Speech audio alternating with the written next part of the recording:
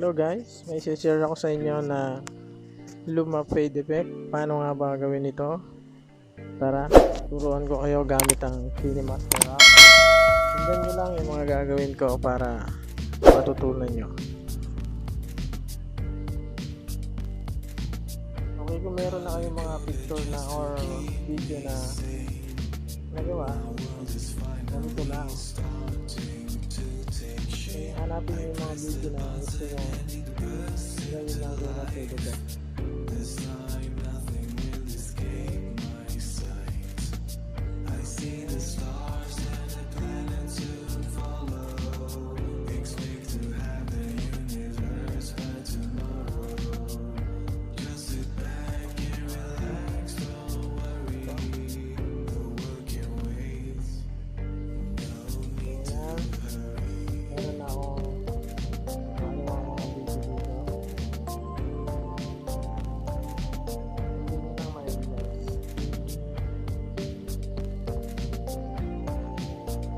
Puputulin ko lang ito kasi medyo mahaba.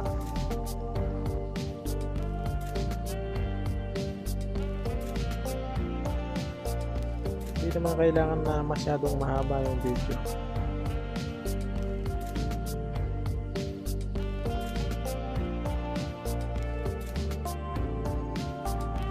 Okay, lagyan na natin ang effect.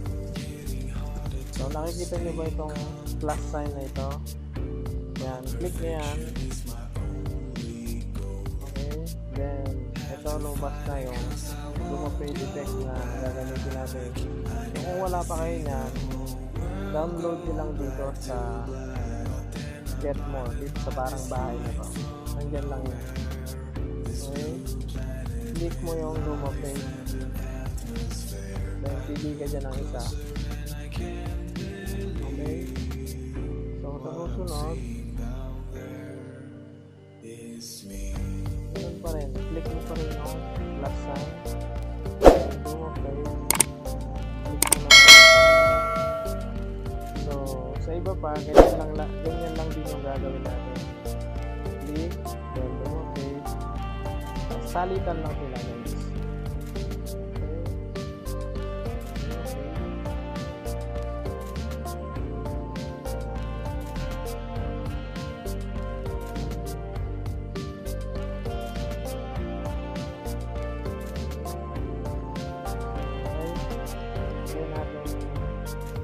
Play. What if it's me looking down on me?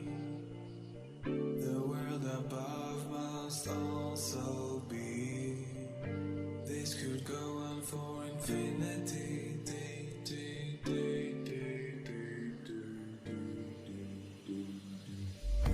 Color coded just to keep me sane. My world is finally starting to take shape.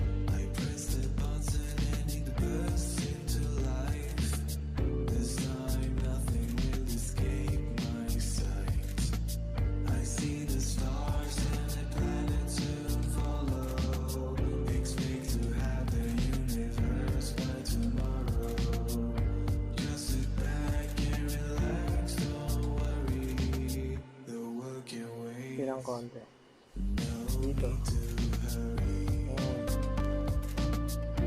Kailangan nyo lang lahat kung may malakas na sounds, depende kung anong gusto nyo.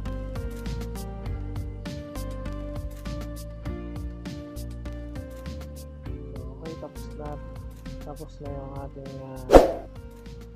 project. Then siyempre export mo na para okay na. Okay, then click mo yung save.